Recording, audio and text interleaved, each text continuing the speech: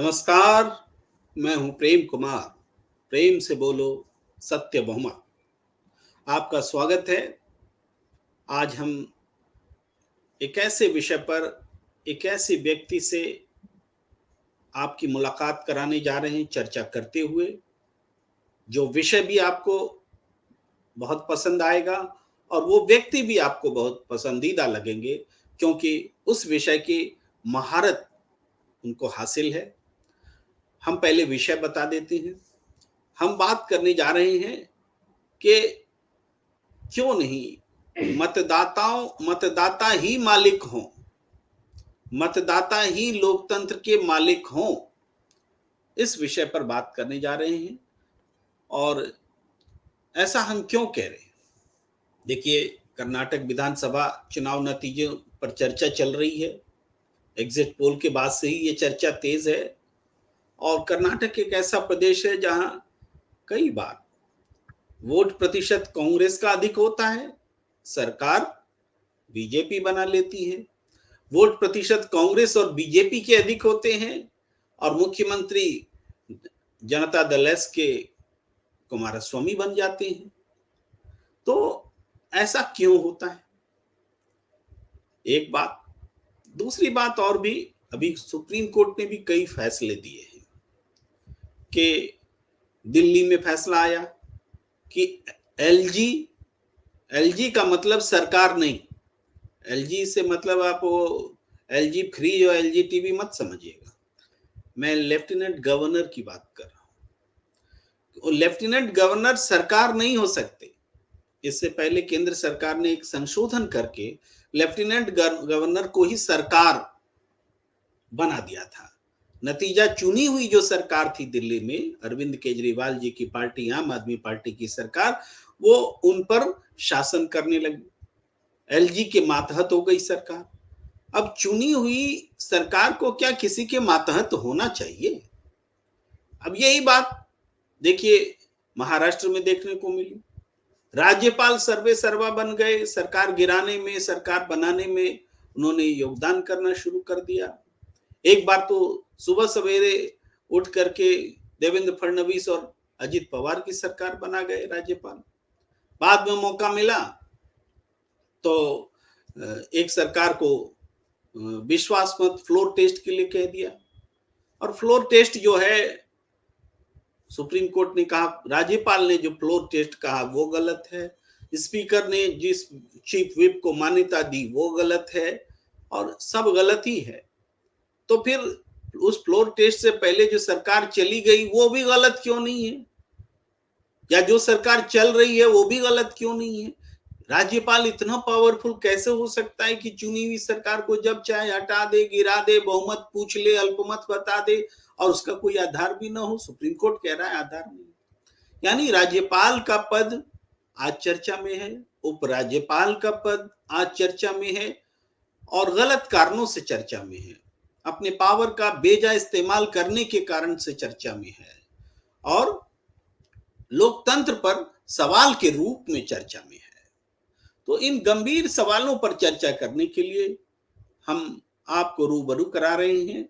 स्वागत करते हैं अपने मेहमान सत्यदेव चौधरी जी का। आप सत्य बहुमत पार्टी के संस्थापक नेता हैं। सत्यदेव चौधरी जी, पहला सवाल, मतदाता ही मालिक हो, ये जो बात है ये तो संविधान की आत्मा कहती है, लेकिन ये बात हमें आजादी के 75 साल बाद कहनी क्यों पड़ रही है? जी। धन्यवाद प्रेम जी। देखिए, लोकतंत्र में तो सच्चा मालिक तो वोटर ही होता है। लोकतंत्र के अंदर ये जो चुने हुए प्रतिनिधि मालिक बन के बैठ जाते हैं, ये लोकतंत्र नहीं है। इसका मतलब हमारी अवश्य कहीं ना कहीं चुनावी प्रक्रिया के अंदर या बहुमत को हमने कैसे इसको परिभाषित किया, कैसे इसको माना बहुमत को, उसी के अंदर खोट है, उसी व्यवस्था के अंदर खोट है। तो इसके ऊपर दुर्भाग्य हमारा और हमारे देश का ये है कि ना तो वो चुने हुए विधायक या सांसद या नेता लोग इसके ऊपर चर्चा करते हैं, और बहुमत के ऊपर मैंने अभी तक गंभीरता से चर्चा करते हुए किसी पत्रकार को भी, किसी टीवी चैनल को भी और कहीं पर भी इसकी चर्चा के ऊपर मैंने मेजोरिटी के ऊपर बात करते हुए न सुना न देखा। तो इसका नतीजा क्या निकला? अब आप कल जो कर्नाटक के चुनाव आएंगे, परिणाम आएंगे कर्नाटक के, 3 पार्टियां हैं वहां पर मुख्य रूप से, बीजेपी, कांग्रेस और जनता जेडीएस। अब आप देख लेना, चाहे किसी का भी बहुमत आ जाए, चाहे किसी का भी बहुमत ना आए, और चाहे किसी का भी बहुमत कितना भी आ जाए कितना भी ना आए, ये सारे का सारा मामला फिर वही दबंगी और धनबलियों के हवाले हो जाएगा। मान लो बीजेपी अगर जीत गई तो ठीक है, क्योंकि वो सबसे बड़े दबंगी और धनबली हैं, इसीलिए उनका वो वहां पर प्रभुत्व रहेगा, और क्योंकि उनके केंद्र में भी सरकार उन्हीं की है, तो इसलिए सबसे ज्यादा धनबली और बाहुबली भी वही लोग हैं, तो इसलिए उनको शहर और ईडी सीडी और ये पुलिस और आई के कब्जे में है। जी तो वो चौधरी तो साहब, मैं हावी आपको बन के थोड़ा सा रहेंगे। रोक रहा हूँ और क्योंकि अगर मान लीजिए आवाज भी थोड़ी डिस्टर्ब कर ये रही है और मुझे बहुमत आ गया हस्तक्षेप करना भी कांग्रेस का, जरूरी लगता है। तो कांग्रेस का कि बहुमत आने के बाद चौधरी साहब, मैं ये कह रहा हूं कि आप बहुत जी महीन बात, बारीक बात बता रहे हैं, दर्शकों को बताना बहुत जरूरी है कि कल्पना कीजिए कि कांग्रेस या बीजेपी जी को 140 सीट आ गई, 224 में 140 सीट आ गई, तो विधायकों का तो प्रचंड बहुमत हो गया, 113 चाहिए मैजिक फिगर जिससे सरकार बनती है।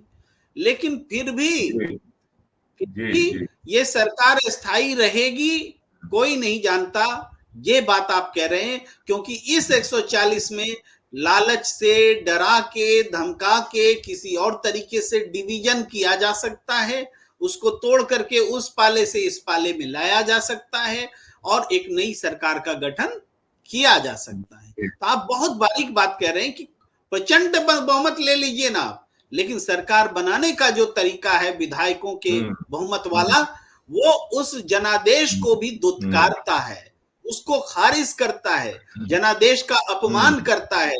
तब जब इस बहुमत को, जो विधायकों का बहुमत है, उसको भी टुकड़े टुकड़े में बांट करके वो बहुमत किसी इस पाले से उस पाले में शिफ्ट करा दिया जाता है।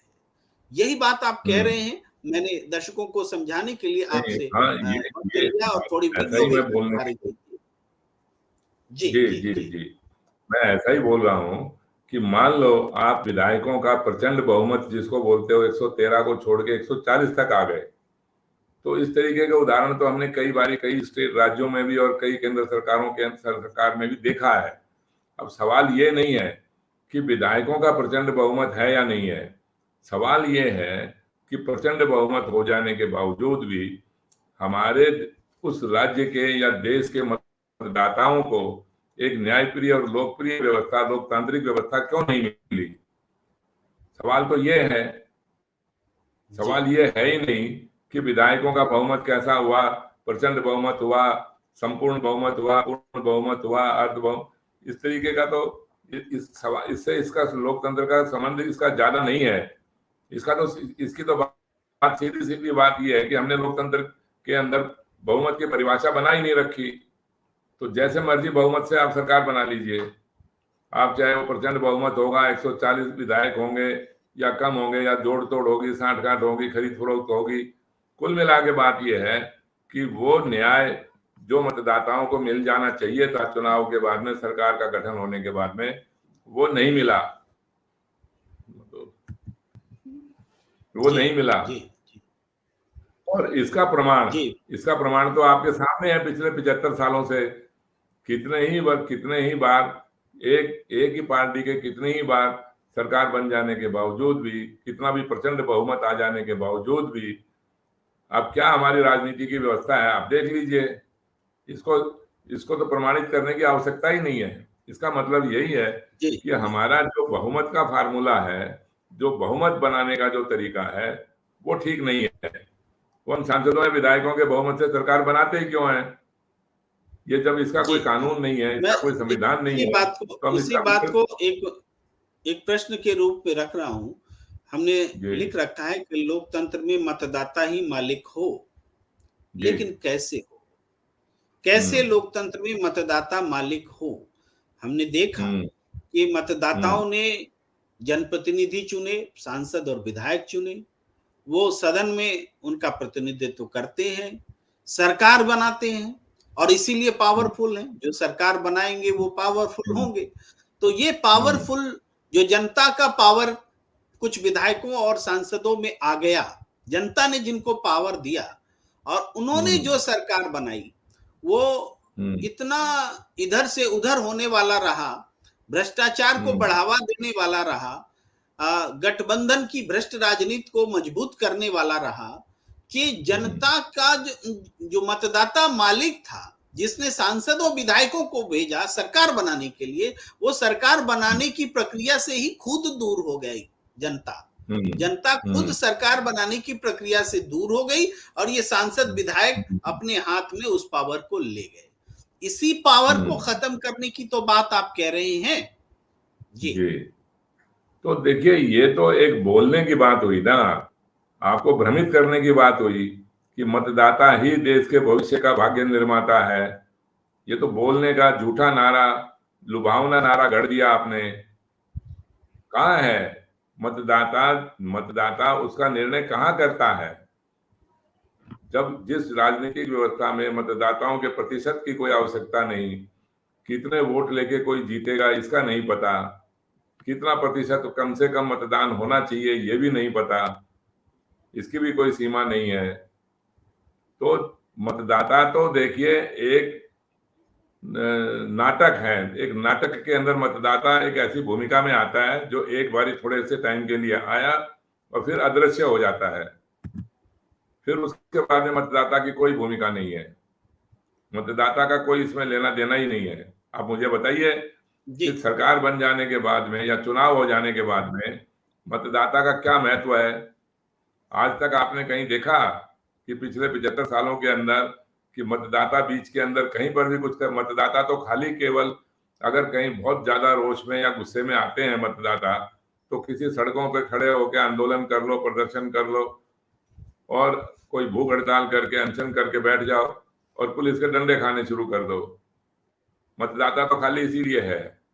मतदाता का और कोई भूमिका, प्रभाव, महत्व है ही नहीं। तो जो जो भी मतदाता ने तो अपनी पूरी की पूरी शक्ति हस्तांतरण कर दिया विधायकों को या सांसदों को, और उसके अंदर भी बहुत थोड़े से सांसद या थोड़े से विधायक मिलके सरकार बनाते हैं। मतदाताओं की कोई भूमिका ही नहीं है। सच्चाई तो यही है। इससे अच्छा ये हो कि इन विधायकों के बहुमत से सरकार बनती क्यों है, इन सांसदों के बहुमत से सरकार बनी क्यों? जब इसका कोई नियम ही नहीं है, तो हम उसके विकल्प के अंदर ये भी सोच सकते हैं कि भाई जिसके पास सबसे ज्यादा वोट हैं, जिसके पास, जिस राजनीतिक दल के पास सबसे ज्यादा वोट हैं, चाहे उसके सांसद या विधायक हारे या जीते, कितने भी वोटों से जीते, कितने भी वोटों से हारे, जैसे एक सांसद या विधायक जीता सबसे ज्यादा वोट लेके, उसी प्रकार वो राजनीतिक दल जिसको सबसे ज्यादा वोट मिल गए उसका बहुमत मान के उसको सरकार बनाने दो। फिर ये सारा झगड़ा समाप्त हो सकता है। फिर ये जो खरीद फरोख्त, दल बदल, वेब और ये सारी चीजों का निवारण हो जाएगा और एक आपको एक जिम्मेवारी और जवाबदेही की व्यवस्था बननी आरंभ हो जाएगी। और फिर आपको एक न्यायप्रिय और लोकप्रिय व्यवस्था मतदाताओं के लिए बननी आरंभ हो जाएगी, जिसमें गरीबी, बीमारी, बेरोजगारी, महंगाई, जो भी बातें हैं, जो भी समस्याएं हैं, उसका सबका निवारण होगा। जी जी प्रेम जी। जी अ, मैं यहाँ थोड़ी सी अलग किस्म से बात करना चाहता हूँ आपके साथ। वो ये चौधरी साहब के मतदाता आज भी ताकतवर है, मगर मतदाताओं की ताकत को किसी ने चुरा लिया है। मतदाता हम्म आज भी जब आंदोलन होते हैं तो सरकारें बदलती हैं, लेकिन आज उसका फॉर्मूला खोज लिया गया है। आंदोलन बदलने से विधायकों की संख्या उस पार्टी से इस पार्टी में अधिक हो जाती है। एक एंटी हम्म इनकम्बेंसी होती है और विपक्ष में जो होता है उसको आंदोलन का फायदा हो जाता है और सरकार बदल जाती है, विधायकों की संख्या का गणित उधर से इधर हो जाता है। अब आज की राजनीतिक व्यवस्था ने इसका भी विकल्प निकाल लिया है, इसलिए अब आंदोलन भी होने बंद हो गए। क्यों? क्या कि विधायकों की संख्या को ही तो इधर से उधर करना है, तो इसको ही इधर से उधर करने का सिस्टम बना लीजिए, पार्टी तोड़ लीजिए, गठबंधन कर लीजिए, अपनी पार्टी के टिकट पर अपनी सहयोगी पार्टी के नेताओं को चुनाव लड़ा दीजिए। ये भी हो रहा है आजकल, खुलेआम हो रहा है, छोटे दल के साथ गठबंधन होता है। अब बड़ी पार्टी क्या करती है कि अपने टिकट से उनको चुनाव लड़ा देती है।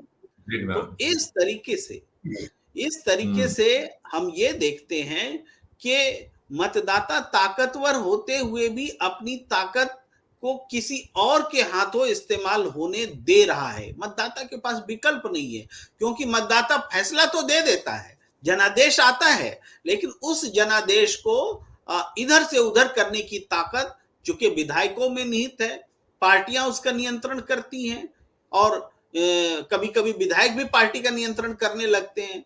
तो इस स्थिति में मतदाता की ताकत कहीं खो गई लगती है। इस ताकत को कैसे जिंदा किया जाए, यही तो मतलब है लोकतंत्र में, मतदाता ही मालिक हैं हम बोलते हैं, लेकिन है वो एक अनुष्ठान भर रह गया है, वास्तव में उनके हाथ की ताकत कहीं और चली गई है। ये मेरे ख्याल से हम बात को इस तरीके से रख रहे हैं। आप इस चीज को आगे बढ़ाएं कि हम इसको कैसे करें कि मतदाता मालिक हो सके। जी नहीं, मैं आपकी इस बात से तो सहमत हो गया कि मतदाता एक बहुत ज्यादा गुस्से में या बहुत ज्यादा ऐसा कुंठित होता है तो परिवर्तन कर देता है, उसकी छटपटाहट ऐसी है, एक भ्रष्टाचार मुक्त राजनीतिक व्यवस्था को वो देखना चाहता है और इसलिए वो एक परिवर्तन करने में तो सफल हो जाता है, चाहे वो अपने किसी नेता का या राजनीतिक दल का परिवर्तन तो उसने करवा दिया, वो भी हमने देखा। लेकिन परिवर्तन करवाने के बाद में राजनीतिक व्यवस्था तो नहीं बदली ना, राजनीतिक व्यवस्था का तो परिवर्तन नहीं हुआ, परिवर्तन हुआ सिर्फ नेता का और राजनीतिक दल का। जो जिस मर्जी राजनीतिक दल को ले आओ, जिस मर्जी नेता को ले आओ, वो उसी राजनीतिक व्यवस्था के अंदर, उसी गठबंधन की भ्रष्ट राजनीतिक व्यवस्था के अंदर जोड़ तोड़ खरीद फरोख्त की राजनीति के अंदर ही दूसरा नेता आता है। तो जब पहले वाले नेता का आपने परिवर्तन किया, दूसरा नेता आया, तो दूसरे नेता के पास भी अगर विधायक कम हो गए तो उसने भी वही फार्मूला लगाना है, जोड़ तोड़ भ्रष्ट राजनीति का, खरीद फरोख्त का, दबंगी का, बाहुबली का। तो राजनीतिक व्यवस्था एक अलग चीज है और राजनीति का, राजनीतिक दलों का, राजनीतिक नेताओं का परिवर्तन, ये दो अलग अलग भिन्न भिन्न बातें हैं। आप इनको मिक्स करके मत देखिए। राजनीतिक व्यवस्था बिल्कुल एक अलग चीज है, जिस राजनीतिक व्यवस्था के ऊपर हम चर्चा ही नहीं करते ज्यादा। हमारी राजनीतिक व्यवस्था क्या है, यही तो हमारे को समझना है और यही हम समझाने की कोशिश कर रहे हैं कि राजनीतिक व्यवस्था हमारी यही है कि हम चुनाव करवाएंगे, निष्पक्ष चुनाव करवाएंगे, लोकतंत्र को स्वीकार किया और बहुमत से सरकार बनाएंगे। तो ये जो भी कुछ बातें हुई, लोकतंत्र भी हुआ, वो झूठा लोकतंत्र हुआ या सच्चा हुआ, चुनाव भी निष्पक्ष हुए या नहीं हुए, लेकिन बहुमत का तो कम से कम एक ऐसा फैसला करिए कि भाई चुनाव होने के बाद में इस तरह से बहुमत बनेगा। मैं तो ये कहता हूं कि भाई मतदाताओं के बहुमत से, मान लो आपने वोट दिया, आपका उम्मीदवार हार गया, तो मतदाता थोड़ी हार गया, वोटर थोड़ी हार गया, वोटर ने तो वोट दे दिया, अपने देश की राजनीतिक व्यवस्था से सहमत होकर उसने उसको वोट दे दिया। तो वोट देने के बाद में वोटर तो हारा ही नहीं, अब आपने तो वोटर को भी हरवा दिया, उम्मीदवार तो हारा तो हारा, लेकिन वोटर भी हार गया। क्या वैल्यू, क्या क्या क्या महत्व है उस वोटर का जो जिसने वोट दिया और उसका उम्मीदवार हार गया। और इस तरीके के 70% वोटर हैं, 70% वोटरों के तो उम्मीदवार सारे हार जाते हैं। लेकिन यहाँ चौधरी साहब, ऐसा तो होगा नहीं कि वोटर जिसको वोट दे सब जीत जाएगा, कोई तो हारेगा ही। तो जो हारेगा तो वहां तो वोटर भी हारा हुआ माना जाएगा। लेकिन हम हारा हुआ नहीं मानते हैं। क्यों? इसका कारण यह है कि लोकतंत्र में विपक्ष की भी एक भूमिका होती है। तो जो विपक्ष जिसको कि कम सीटें आई हैं और ज्यादातर उसके उम्मीदवार हारे हैं, तो वो जो हारे हुए लोग हैं उनका एक रोल है विपक्ष की भूमिका निभाने का। इसलिए हम कहते हैं कि मतदाता हारते नहीं है। लेकिन मतदाता तो 2 हिस्सों में या 3 हिस्सों में या कई हिस्सों में बंट करके वोट करते ही हैं, विचार के आधार पर, अपनी पसंद नापसंद के आधार पर। तो हम इसको ऐसे अगर कहेंगे कि मतदाता कभी हारता नहीं है, तो मतदाता कभी नहीं हारता। लेकिन मतदाता इसलिए नहीं हारता क्योंकि लोकतंत्र में उसकी भागीदारी विपक्ष के रूप में भी बनी रहती है।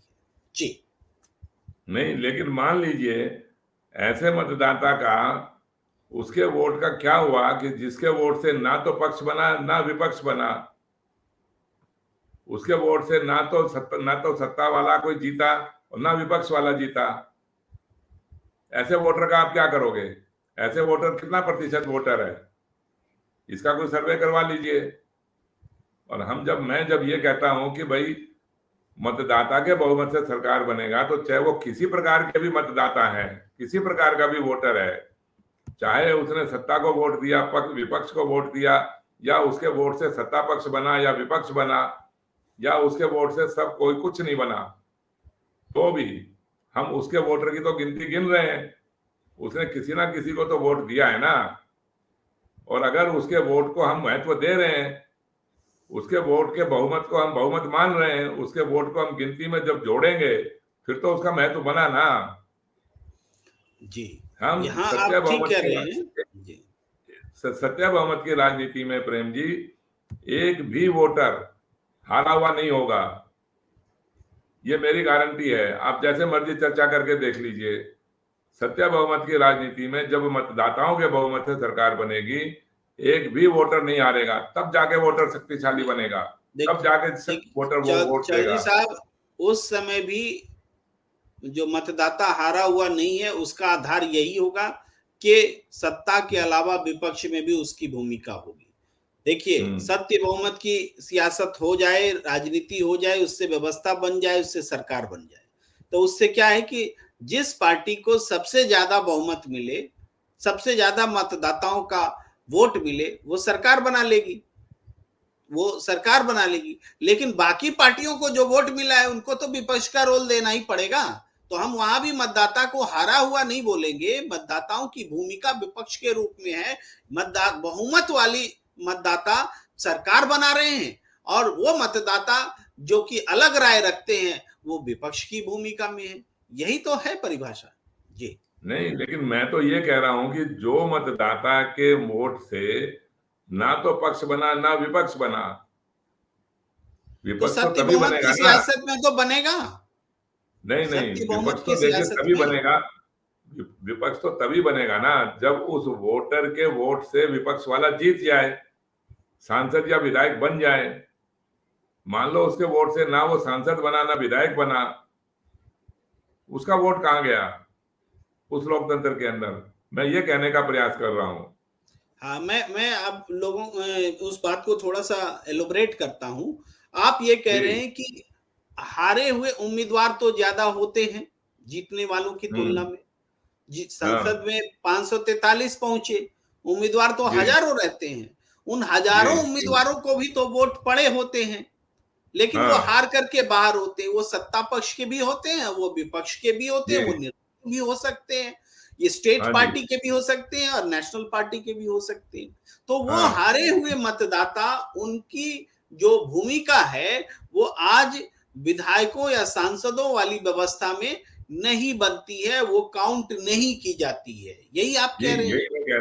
आप कह रहे हैं कि सत्य बहुमत की जब सियासत होगी, तो मतदाताओं का एक वर्ग सरकार बनाने में प्रत्यक्ष रूप से अपना योगदान कर रहा होगा कि वो बहुमत वाले मतदाता जो इस पार्टी के पास हैं, उनकी सरकार बने, और बाकी मतदाता जो उस पार्टी के पास नहीं, दूसरे के पास में है, वो विपक्ष की भूमिका निभाए। तो उसमें उनका योगदान सीधे तौर पर लोकतंत्र में डायरेक्ट हो जाता है। किसी भी सांसदों और विधायकों की जरूरत नहीं रह जाती है, और वो वैसे वोटर भी नहीं रह जाते हैं जो कि हारे हुए उम्मीदवारों का वोटर बोल करके आज की व्यवस्था में दरकिनार कर दिए गए। यही मैं कह रहा हूं। या हाँ जी जी, मैं आपकी बात को समझते हुए ये फिर ये कहने की कोशिश कर रहा हूं कि एक सारा ही सदन, चाहे वो राज्य का है या केंद्र का है, वो पूरे का पूरा सदन पक्ष का और विपक्ष की भूमिका क्यों नहीं निभा सकता? हमने क्यों जबरदस्ती इसको पक्ष और विपक्ष के अंदर, झगड़े के अंदर डाल दिया? क्यों सत्ता पक्ष और विपक्ष पार्टी बन गई? एक हमने देश को लीड करवाने के लिए, देश का एक प्रतिनिधि बनाने के लिए हमने एक प्रधानमंत्री चुन लिया, प्रधानमंत्री बन गया, फिर तो वो जितने भी सांसद हैं, किसी भी दल के हैं, वो तो पूरे देश के सांसद हैं, पूरे देश के सांसद हैं, क्योंकि उनके कोई भी बिल पास या फेल करने से वो खाली एक पार्टी का तो बिल बनता नहीं है। जो कानून बनेगा वो कानून तो पूरे राज्य के लिए, सबके लिए लागू होगा। वो कानून तो अगर संसद में लागू होगा तो सबके, पूरे देश के लिए लागू होगा। तो वो पूरे का पूरा जो सदन है, वो सारे का सारा सदन पक्ष या विपक्ष की भूमिका में क्यों नहीं आ सकता? क्यों हमने व्हिप और दल बदल के कानून बना दिए? अगर मान लो कोई भी सत्य बहुमत पार्टी का सांसद है या विधायक है, वो अगर उसके विपक्ष में वोट देना चाहता है उस बिल के ऊपर, तो इसमें क्या आपत्ति है? सच्चा लोकतंत्र तो इसको बोलेंगे कि अगर किसी का स्वतंत्र विचार होना चाहिए उस सांसद का या विधायक का, वो उसके व्हिप के और दल बदल के कानून में क्यों बन गया? क्या वो गुलाम हमने चुने हैं क्या? मतदाताओं ने गुलाम चुने हैं कि भाई हमारे जो प्रतिनिधि होंगे वो हमारे उस राजनीतिक दल के नेता की गुलामी करेंगे? इस तरीके से हमारी राजनीतिक व्यवस्था है। ये तो हम तो आज तो यही देख रहे हैं। जी जी, मैं आपके इस बात पर दल बदल और व्हिप वाली जो बात है इसको थोड़ा सा दर्शकों के लिए बोलना चाहता हूं कि दरअसल जब सांसद विधायक पाला बदला करते थे और उससे सरकार बनने का जो अंक गणित है वो गड़बड़ा जाता था, तो इससे बेचैन होकर के राजनीतिक दलों ने सोचा कि दल बदल और व्हिप अगर हम लागू करते हैं तो सांसदों या विधायकों पर एक पार्टी का नियंत्रण बना रहेगा। ये सोच आप सही कह रहे हैं कि बिल्कुल अलोकतांत्रिक सोच है कि आपने सरकार को बनाने या बचाने की सुविधा के लिए आपने ये बनाया, लेकिन हुआ क्या? हुआ तो ठीक इसका उल्टा सत्यदेव जी। हुआ तो ये कि पहले एक दो विधायक अपने मन से पार्टी छोड़ते थे, अब समूह में पार्टी छोड़ने लगे। पहले 1/3 का रूल था तो 1/3 छोड़ते थे, आज 2/3 का रूल है तो 2/3 छोड़ते हैं। यानी पार्टियों में बड़े पैमाने पर टूट-फूट होती है, बड़ा भ्रष्टाचार होता है, लेकिन घटनाएं तो बढ़ी हैं, सरकार और असुरक्षित हुई है, भ्रष्टाचार और मजबूत हुआ है। तो इस तरीके से आप बिल्कुल सही कह रहे हैं कि ये अलोकतांत्रिक भी है और ये प्रैक्टिस सरकार बचाने की, मैंने बस बात इतनी जोड़ी कि सरकार बचाने की गरज से आपने ये कानून लाए, ये व्यवस्था बनाई और वो व्यवस्था सरकार बचाने का मकसद भी पूरा नहीं कर सकी, उल्टा भ्रष्टाचार को और बढ़ावा दे गई, लोकतंत्र को कमजोर कर गई। और लोकतंत्र इस जगह पर है कि हम चर्चा करने के लिए मजबूर हैं कि जनादेश जिसे मिले उसकी हो सरकार, मतदाताओं को मालिक, लोकतंत्र में मालिक होना चाहिए। ये आज व्यवस्था है, हमें बात करनी पड़ेगी, जनता को वो मालिक वाला दर्जा लोकतंत्र में देना पड़ेगा। जी, आप आगे अपनी बात करें। सच्चा मालिक तो लोकतंत्र के अंदर वोटर ही है। और ये सारा जो झगड़ा हुआ, ये जो सारा जो चक्कर पड़ा, वो इसीलिए हुआ कि बहुमत का हमारे पास फैसला नहीं है, क्योंकि हम बहुमत सांसदों या विधायकों के बहुमत से बहुमत बनाते हैं, इसीलिए ये सारी उलझन बनी हुई है। अगर हम ये सारा मतदाताओं के बहुमत से सरकार बनाने लग जाएं, तो इसमें जो विधायक चुना गया या जो सांसद चुना गया वो अपने एरिया में प्रतिनिधित्व करे, उसका जो उसकी जिम्मेवारी उत्तरदायित्व है वो उस तरह से काम करे। तो बहुमत के लिए तो हमने पूरे देश के लोगों ने मिलके अपने देश का एक प्रतिनिधि चुन लिया। जब वो चुन लिया तो उसमें विधायक या सांसद तो इतनी आसानी से उसको हटा नहीं सकते। ठीक है, किसी विशेष परिस्थिति के अंदर मान लो वो निरंकुश हो जाए, आपका जो प्रतिनिधि, जो हमने नेता बनाया देश का, जिसको हम प्रधानमंत्री बोले, वो अगर निरंकुश हो जाए, ज्यादातर लोग उससे अगर सहमत नहीं है या संतुष्ट हैं, तो उसका भी कोई नीति बनाई जा सकती है उसको हटाने की। वो कोई बहुत बड़ी बात नहीं है भाई, कितने सांसद या कितने विधायक या कैसे क्या होगा कैसे होगा, वो तो एक बहुत आसान है। लेकिन सबसे पहली समस्या जो बहुमत की है, वो बहुमत का तो फैसला करें। आज तक तो हम 75 साल से बहुमत का ही फैसला नहीं कर पाए कि बहुमत कैसे बनेगा। और बहुमत ना बनने के कारण ही पूरे का पूरे 75 साल, पूरे 5 साल हमने सरकार बनाने में, सरकार को बचाने में, दोबारा सरकार को बनाने में, इसी में बिता देते हैं हम लोग। और यही कारण है कि हमारे देश की व्यवस्था, हमारे देश की कम से कम आर्थिक व्यवस्था, राजनीतिक व्यवस्था तो एक पहलू है, उस राजनीतिक व्यवस्था का दूसरा पहलू है हमारा आर्थिक व्यवस्था, जो महंगाई, बेरोजगारी, बीमारी, गंदगी, इससे संबंधित है। आज देख लीजिए, देश की दुनिया की तुलना में हमारे देश का क्या स्तर है किसी भी बात के अंदर, चाहे शिक्षा में ले लो, स्वास्थ्य में ले लो, सुरक्षा में ले लो, बीमारी, बेरोजगारी, महंगाई में ले लीजिए, लोकतंत्र के अंदर ही आप ले लें, क्या क्या स्तर है हमारा। जो दुनिया के छोटे छोटे देश जो हमारे से बहुत बाद में आजाद हुए, 15-15, 20-20, ज्यादा से ज्यादा 25-25 साल के इतिहास उनका देखिए, वो आज कहां से कहां कितनी ऊंचाइयों पे चढ़े हुए हैं, छोटे छोटे देश भी। और हमारा इतना विशाल, इतना बड़ा देश होने के बावजूद भी आज हमारा क्या हालत है, मुझे ज्यादा उसका बखान करने की आवश्यकता नहीं है। आप सड़कों पे चल के देख लीजिए क्या हालत है हमारी, पानी नहीं है, साफ हवा नहीं है। तो ये राजनीतिक व्यवस्था हमारी ठीक नहीं है, इसी वजह से हमारी आर्थिक व्यवस्था ठीक नहीं है। हमारा एक्सपोर्ट हमेशा ही कम होता है, इंपोर्ट हमेशा ही ज्यादा होता है। हमारा आज के दिन जो फॉरेन एक्सचेंज जिसको हम बोलते हैं, पाउंड डॉलर का जो भाव है, वो देखते देखते क्या रेट हो गया उसका। आपको पता होना चाहिए कि बांग्लादेश की करेंसी आज से मात्र 10-12 साल पहले हमारे से करीब करीब आधी थी, यानी 1 रुपए के 2 टके मिलते थे, 2 टके से भी ज्यादा मिलते थे। और आज ये हालत है कि 1 रुपए का मात्र 1 रुपया 1.10 या 15 टका मिलता है, यानी बराबर हो गया रुपए और टके का भाव, बांग्लादेश की करेंसी का भाव। क्या हुआ, उन लोगों ने अच्छा काम किया ना, उनकी गरीबी मिटी, उन्होंने अपने आप को ज्यादा व्यवस्थित बनाया। ये सारे का सारा चक्कर ही राजनीति का है। वरना हमारे देश के लोग ईमानदार भी हैं, मेहनती भी हैं, और एक सद्भावना रखते हैं, ईश्वर में विश्वास रखते हैं।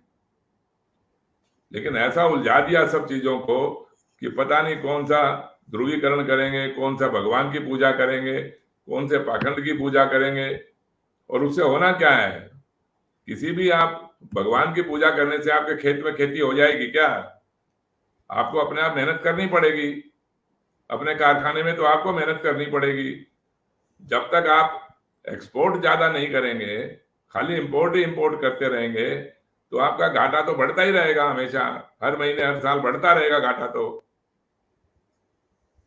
भाई जब आप खर्चा, कमाई आपकी कम है, खर्चा ज्यादा है, ये तो बहुत सीधी सीधी बात है। तो कब तक ऐसे करोगे? जी, एक राजनीतिक व्यवस्था, सबसे पहला कारण तो है राजनीतिक व्यवस्था। राजनीतिक व्यवस्था के ऊपर आप बात करिए कि हमने ऐसी कैसी राजनीतिक व्यवस्था पकड़ी हुई है जिसके अंदर बहुमत का ही फैसला नहीं है। जो आया वही अपना बहुमत बना के चला गया, जिस मर्जी की सरकार जैसे मर्जी तोड़ दे, कभी गवर्नर तोड़ देगा, कभी स्पीकर तोड़ देगा, कभी कोई और मंत्री संतरी प्रधानमंत्री तोड़ देगा। किसी के इशारे के ऊपर किसी की भी सरकार तोड़ी जा सकती है। तो राजनीतिक व्यवस्था का तो सही निर्माण करो पहले। जी बिल्कुल, आप सही बात कह रहे हैं कि वर्तमान जो लोकतांत्रिक व्यवस्था है, जो वर्तमान संसदीय प्रजातंत्र है, उसमें जो बहुमत का फैसला, जिसको आप कह रहे हैं कि बहुमत का आज तक फैसला नहीं हुआ, वास्तव में एक गलत बहुमत का फैसला हम लोगों ने मान लिया बिना किसी हाँ। अधिकृत तरीके से, और वो फैसला है कि विधायकों का ज्यादा बहुमत होगा वो सरकार बनाएंगे, जो सांसदों का हम्म, बहुमत होगा सरकार बनाएंगे। मतदाताओं का जो अहमियत है उसको हमने कम करने का काम किया, मतदाताओं की ताकत को हमने सांसदों और विधायकों में समेट देने का काम किया, और ये समस्या की जड़ है, ये भ्रष्टाचार की जड़ है, ये विकास का विरोधी है, ये तमाम बाकी जो समस्याएं हैं, जातिवाद, धर्मवाद, तो सांप्रदायिकता, तमाम समस्याओं की जड़ भी यही है। क्योंकि जब करप्ट गवर्नमेंट का निर्माण होगा तो करप्शंस कैसे खत्म होंगे? करप्शन सिर्फ आर्थिक नहीं, तमाम तरह के करप्शंस। तो मैं एक आखिरी तो ये टिप्पणी आपसे मैं लेना चाहूंगा हम्म, कि क्या ये आप तो इस बारे में क्या पहल करने जा रहे हैं? क्या विभिन्न राजनीतिक दलों से बात करेंगे? ये क्या ये जनता को सीधे समझा के एक पैरेलल पॉलिटिकल हम्म, सिस्टम खड़ा करने हम्म, की कोशिश करेंगे, जिसमें मतदाता ये आपके साथ हो? कौन सा तरीका आप अपनाने जा रहे हैं? देखिए, पहली बात तो ये है कि ये जो सांसदों या विधायकों के बहुमत से सरकार बनाने का जो आपने राजनीति बनाई, हमने राजनीति बनाई, ये कहां से ली, कहां से इसकी चर्चा हुई, कौन से बहुमत से हमने इसका निर्णय लिया हुआ है, कौन से चुनावी भाषण के अंदर हमने इसके ऊपर भाषण दिए, कौन से किसी भी राजनीतिक पार्टी के किसी मैनिफेस्टो में कुछ लिखा हुआ है क्या? कहीं पर भी कुछ नहीं है। तो ये मामला यही है कि इसका मेन एक बात ये हो गई कि दबंगी और धनबली वो इसका बहुमत का फैसला कर लेते हैं।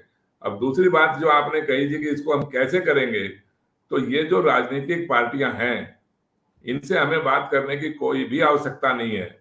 ये सब के सब लोगों ने इन्होंने खूब सत्ता का मजा लिया हुआ है और ले रहे हैं, और ये फिर दोबारा से घुमा फिरा के, चाहे सत्ता वाले हों या विपक्ष वाले हों, आज जो सत्ता में है वो विपक्ष में आ गया, विपक्ष वाला है वो सत्ता में आ गया, वो घुमा फिरा के उनका फार्मूला एक ही है कि कैसे सांसदों के या विधायकों के बहुमत से जोड़ तोड़ खरीद फरोख्त करके सरकार बना ली जाए, और उसको कोई भी उसको चैलेंज नहीं कर रहा है, ना मतदाता उसको चैलेंज कर रहा है, वो सबने स्वीकार कर लिया उसको, कोर्ट ने भी स्वीकार कर लिया, सुप्रीम कोर्ट ने भी स्वीकार कर लिया उसको।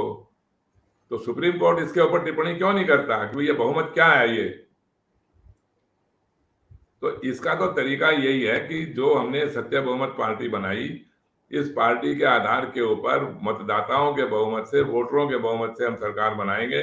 जो मैंने अभी तक आपको अपने जो भी उसमें वक्तव्य के अंदर बताया, और इसके ऊपर गहरी चर्चा करनी होगी तो हम और चर्चा करेंगे, और ये मतदाताओं को समझाकर ही इसका निवारण हो सकता है, इसका फैसला लेकिन हो चौधरी सकता है। साहब, मतदाताओं को समझा करके तो आपको भी अभी की व्यवस्था के हिसाब से सांसदों का ही बहुमत लाना होगा, हम्म, और उसके हम्म, बाद जब एक बार पावर आ जाती है तो आप हम्म, चूंकि समझा हम्म, चुके हैं लोगों को, तो आप कहेंगे ये देखिए, हम्म, वोट मतदाता भी हमारे पास है और सांसद भी हमारे पास हैं, तो हम्म, आगे से हम्म, सांसदों की गिनती नहीं करेंगे, मतदाताओं की गिनती करेंगे। और हम्म, आज हम हैं, कल कोई और होगा, लेकिन अब जी, मतदाता जिनके साथ होंगे उन्हीं की सरकार होगी। बिल्कुल आप यही ठीक है। कह रहे हैं। हम आज की व्यवस्था के हिसाब से ही चुनाव लड़ेंगे, आज की जी व्यवस्था के हिसाब से ही हमने पार्टी बनाई, और जैसे आज की राजनीतिक व्यवस्था चल रही है उसी के अंदर हम चुनाव लड़ेंगे और जीतेंगे। और जीतने के बाद में हमारा सबसे पहला काम ये होगा सरकार बनाने के बाद, कि सबसे पहला पॉइंट हमारा ये है कि इस बहुमत का फैसला करिए। जी हमारा सबसे पहला 24 घंटे हम चर्चा करके इसके ऊपर बात करेंगे कि बहुमत का फैसला कैसे हो। हम ये जी सांसदों विधायकों के बहुमत का विरोध करके जीतेंगे, और मतदाताओं के बहुमत से सरकार बनेगी। इसका एक बिल पेश करके इसका पूरा पुख्ता कानून बना देंगे इसका, और उसके बाद में जी विप और दल बदल कानून खत्म कर देंगे। इस तरीके की बहुत सारी इसमें सुधार करके, और मुख्य बात यही है कि बहुमत का फैसला करेंगे तो ये सारी समस्याओं का समाधान होगा। जी जी। बहुत इस चर्चा को अब खत्म करते हैं। मेरे ख्याल से दर्शकों को भी बात पूरी समझ में आ गई होगी कि हम्म, सत्य बहुमत कैसे देश की तस्वीर बदल सकता है, मतदाताओं को पावरफुल बना सकता है, मतदाताओं को मालिक बना सकता है। हम शुभकामना हम्म, रखते हुए आज की चर्चा को विराम देने की आपसे अनुमति चाहेंगे। हमें दीजिए इजाजत। बहुत नमस्कार। बहुत धन्यवाद प्रेम जी, आपका बहुत बहुत धन्यवाद, आप शुभकामनाएं सभी दर्शकों का भी को भी आभार जी। जो लगातार हमारे साथ जुड़े रहते हैं।